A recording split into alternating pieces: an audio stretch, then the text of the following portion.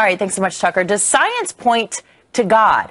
According to one author, it does. In an article, Eric Metaxas writes, doesn't assuming that an intelligence created these perfect conditions require far less faith than believing that a life-sustaining Earth just happened.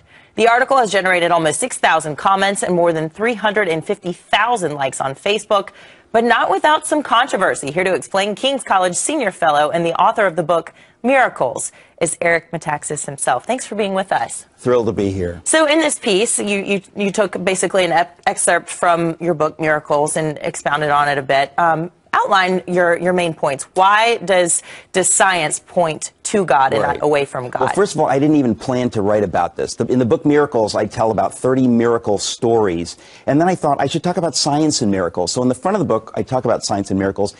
And the main part of it, I get into this idea that the more science knows, the more amazed scientists are at how fragile and finely calibrated everything had to be for the universe to come into existence and then for the Earth to come into existence and have all of the elements to support life. 50 years ago, we thought, well, there's probably zillions of planets in the universe that have this. But the more time has passed, the more we've realized that it's just about impossible for all of these conditions to have just happened. Mathematically, it's off the charts impossible. So a lot of atheists are kind of freaked out.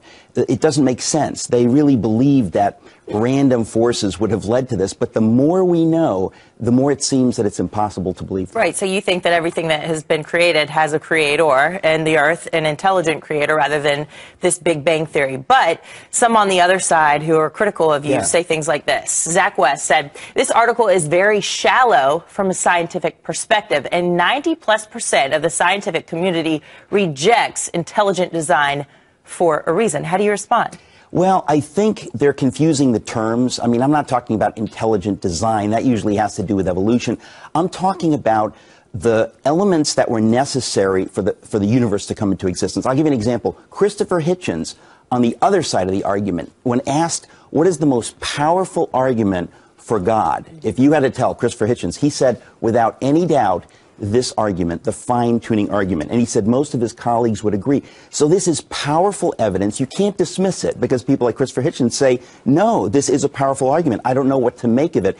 Many atheistic scientists are in the same boat. They say, I don't like where this is leading, but I have to acknowledge the facts. These are facts. And the main thing for me is that this information hasn't been out there in the mainstream. The Wall Street Journal article blew it out there, so people act like it's new information. It's been out there for a number of years. And it's in your book, Miracles, so folks at home, check that out if you're interested. Eric Metaxas, thank you so much. Thank you very much, Anna.